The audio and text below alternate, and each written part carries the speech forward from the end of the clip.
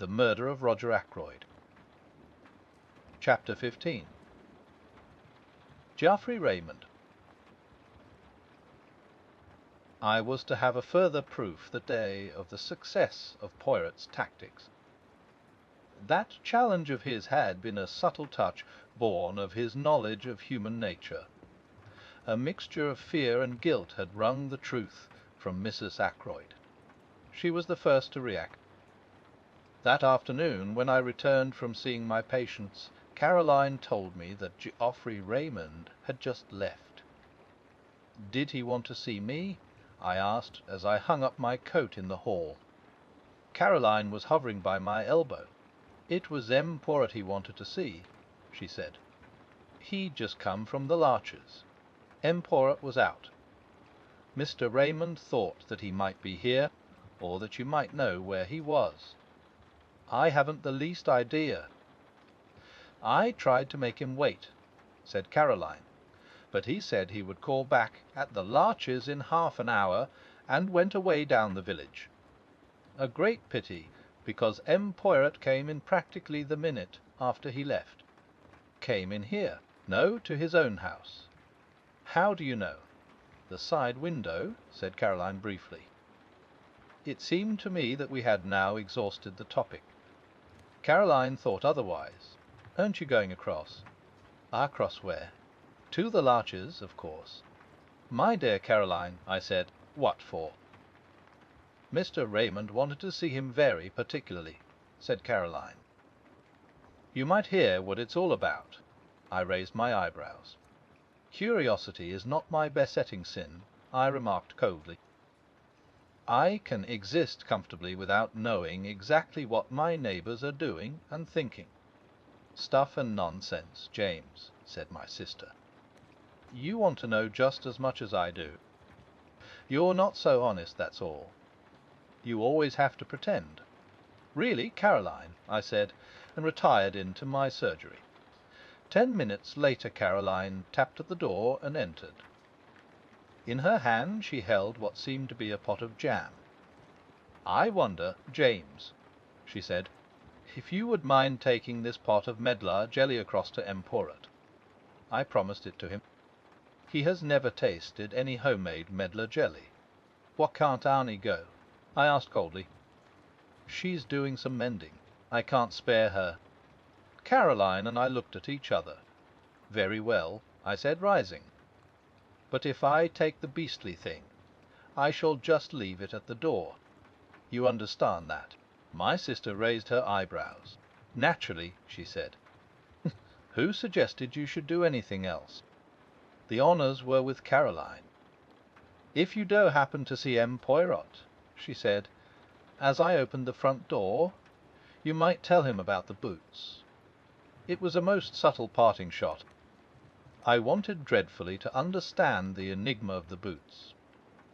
When the old lady with the Briton cap opened the door to me, I found myself asking if M. Poirot was in, quite automatically. Poirot sprang up to meet me with every appearance of pleasure. Sit down, my good friend, he said. The big chair, this small one. The room is not too hot, no. I thought it was stifling, but refrained from saying so. The windows were closed, and a large fire burned in the grate. The English people, they have a mania for the fresh air, declared Poirot. The big air, it is all very well outside, where it belongs. Why admit it to the house?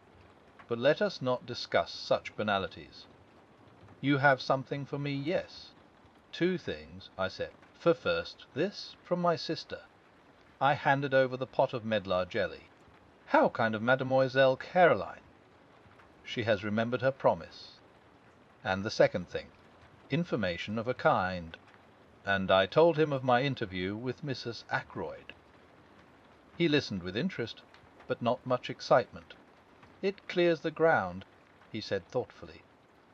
And it has a certain value as confirming the evidence of the housekeeper. She said, you remember, that she found the silver table lid open and closed it down in passing. What about her statement that she went into the drawing-room to see if the flowers were fresh? Ah, we never took that very seriously, did we, my friend? It was patently an excuse trumped up in a hurry by a woman who felt it urgent to explain her presence. Which, by the way, you would probably never have thought of questioning. That I considered it possible that her agitation might arise from the fact that she had been tampering with the silver table. But I think now that we must look for another cause. Wes, I said, whom did she go out to meet? And why? You think she went to meet someone? I do. Poirot nodded. So do I, he said thoughtfully. There was a pause. By the way, I said, I've got a message for you from my sister. Ralph Patton's boots were black, not brown. I was watching him closely as I gave the message, and I fancied that I saw a momentary flicker of discomposure. If so, it passed almost immediately. Them. She is absolutely positive they are not brown. Absolutely. Said Poirot regretfully. That is a pity. And he seemed quite crestfallen. He entered into no explanations, but at once started a new subject of conversation. The housekeeper, Miss Russell, who came to consult you on that Friday morning, is it indiscreet to ask what passed at the interview? Apart from the medical details. I mean, not at all, I said. When the professional part of the conversation was over, we talked for a few minutes about poisons, and the ease or difficulty of detecting them, and about drug-taking and drug-takers, with special reference to cocaine, asked Poirot. How did you know? I asked, somewhat surprised. For answer, the little man rose and crossed the room to where newspapers were filed. He brought me a copy of the Dialogue dated Friday, 16th September, and showed me an article dealing with the smuggling of cocaine. It was a somewhat lurid article, written with an eye to picturesque effect. That is what put cocaine into her head, my friend, he said. I would have catechized him further, for I did not quite understand his meaning, but at that moment the door opened and Geoffrey Raymond was announced. He came in fresh and debonair as ever, and greeted us both. How are you, Doctor? M. Poirot, this is the second time I've been here this morning. I was anxious to catch you. Perhaps I'd better be off, I suggested rather awkwardly. Not on my account, Doctor. No, it's just this, he went on, seating himself at a wave of invitation from Poirot. I've got a confession to make. I invite her, said Poirot, with an air of polite interest. Oh, it's of no consequence, really. But, as a matter of fact, my conscience has been pricking me ever since yesterday afternoon. You accused us all of keeping back something, M. Poirot. I pled guilty.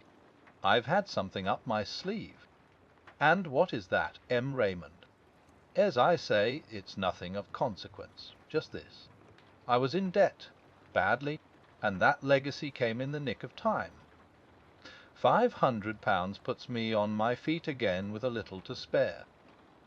He smiled at us both with that engaging frankness that made him such a likeable youngster. You know how it is. Suspicious-looking policeman. Don't like to admit you were hard up for money. Think it will look bad to them. But I was a fool, really, because Blunt and I were in the billiard-room from 9:45 onwards, so I've got a watertight alibi and nothing to fear. Still, when you thundered out that stuff about concealing things, I felt a nasty prick of conscience, and I thought I'd like to get it off my mind. He got up again and stood smiling at us. You are a very wise young man, said Poirot, nodding at him with approval. See you, when I know that any one is hiding things from me, I suspect that the thing hidden may be something very bad indeed. You have done well. I'm glad I'm cleared from suspicion, laughed Raymond. I'll be off now. So that is that, I remarked, as the door closed behind the young secretary. Pues, agreed Poirot. A mere bagatelle. But if he had not been in the billiard-room, who knows? After all, many crimes have been committed for the sake of less than £500. It all depends on what sum is sufficient to break a man. A question of the relativity, is it not so? Have you reflected, my friend, that many people in that house stood to benefit by Mr. Ackroyd's death? Mrs. Ackroyd, Miss Flora, young Mr. Raymond, the housekeeper, Miss Russell. Only one, in fact, does not Major Blunt. His tone in uttering that name was so peculiar that I looked up, puzzled. "I don't quite understand you," I said. "Two of the people I accused have given me the truth." "You think Major Blunt has something to conceal also?" "As for that," remarked Poirot nonchalantly, "there is a saying, is there not, that Englishmen conceal only one thing, their love. And Major Blunt, I should say, is not good at concealments. Sometimes," I said, "I wonder if we haven't rather jumped to conclusions on one point." "What is that?" "We've assumed that the blackmailer of Mrs. Ferrars is necessarily the murderer of Mr. Ackroyd. Might we be mistaken?" Poirot nodded energetically. "Very good. Very good indeed. I wondered if that idea would come to you. Of course it is possible. But we must remember one point. The letter disappeared. Still, that, as you say, may not necessarily mean that the murderer took it. When you first found the body, Parker may have abstracted the letter unnoticed by you." "Parker? Wes Parker? I always come back to Parker, not as the murderer. No, he did not commit the murder. But who is more suitable than he as the mysterious scoundrel who terrorized Mrs. Ferrars? He may have got his information about Mr. Ferrars's death from one of the King's paddock servants. At any rate, he is more likely to have come upon it than a casual guest, such as Blunt, for instance." "Parker might have taken the letter," I admitted. "It wasn't till later that I noticed it was gone." "How much later?" "After Blunt and Raymond were in the room, or before?" "I can't remember," I said slowly. "I think it was before. No, afterwards." "Yes, I'm almost sure it was afterwards." "That widens the field to 3," said Poirot thoughtfully. "But Parker is the most likely. It is in my mind to try a little experiment with Parker. How, say you, my friend, will you accompany me to Fernley?" I acquiesced, and we set out at once. The Poirot asked to see Miss Ackroyd, and presently Flora came to us. "Mademoiselle Flora," said Poirot, "I have to confide in you a little secret. I am not yet satisfied of the innocence of Parker. I propose to make a little experiment with your assistance. I want to reconstruct some of his actions on that night. But we must think of something to tell him. Ah, I have it. I wish to satisfy myself as to whether voices in the little lobby could have been heard outside on the terrace. Now ring for Parker, if you will be so good." I did so, and presently the butler appeared, suave as ever. "You rang, sir. Wes, my good Parker, I have in mind a little experiment. I have placed Major Blunt on the terrace outside the study window. I want to see if any one there could have heard the voices of Miss Ackroyd and yourself in the lobby that night. I want to enact that little scene over again. Perhaps you would fetch the tray, or whatever it was you were carrying." Parker vanished, and we repaired to the lobby outside the study door. Presently we heard a chink in the outer hall, and Parker appeared in the doorway carrying a tray with a siphon, a decanter of whisky, and 2 glasses on it. "One moment," cried Poirot, raising his hand and seemingly very excited, "while we must have everything in order. Just as it occurred. It is a little method of mine." "A foreign custom, sir," said Parker. reconstruction of the crime they call it, do they not?" He was quite imperturbable as he stood there, politely waiting on Poirot's orders. He knows something, the good Parker," cried Poirot. "He has read of these things. Now, I beg you, let us have everything of the most exact. You came from the outer hall. So, Mademoiselle was where?" said Flora, taking up her stand just outside the study door. "Quite right, sir," said Parker. "I had just closed the door," continued Flora. "Wes, miss," agreed Parker. "Your hand was still on the handle as it is now." "Then, Alazar," said Poirot, "play me the little comedy." Flora stood with her hand on the door handle, and Parker came stepping through the door from the hall, bearing the tray. He stopped just inside the door. Flora spoke. "Oh, Parker, Mr. Ackroyd doesn't want to be disturbed again tonight. Is that right?" she added in an undertone. "To the best of my recollection, Miss Flora," said Parker. "But I fancy you used the word evening instead of night." Then, raising his voice in a somewhat theatrical fashion, "Very good, miss. Shall I lock up as usual?" "Wes, please." Parker retired through the door. Flora followed him and started to ascend the main staircase. "Is that enough?" she asked over her shoulder. "Admirable," declared the little man, rubbing his hands. "By the way, Parker, are you sure there were 2 glasses on the tray that evening? Who was the second one for?" "I always bring 2 glasses, sir," said Parker. "Is there anything further?" "Nothing. I thank you." Parker withdrew, dignified to the last. Poirot stood in the middle of the hall frowning. Flora came down and joined us. "Has your experiment been successful?" she asked. "I don't quite understand, you know." Poirot smiled admiringly at her. "It is not necessary that you should," he said. "But tell me, were there indeed 2 glasses on Parker's tray that night?" Flora wrinkled her brows a minute. "I really can't remember," she said. "I think there were." "Is that the object of your experiment?" Poirot took her hand and patted it. "Put it this way," he said. "I am always interested to see if people will speak the truth."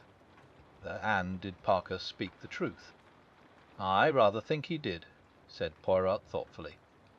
A few minutes later saw us retracing our steps to the village. "What was the point of that question about the glasses?" I asked curiously. The Poirot shrugged his shoulders. "One must say something," he remarked. That particular question did as well as any other. I stared at him. "At any rate, my friend," he said more seriously, "I know now something I wanted to know. Let us leave it at that.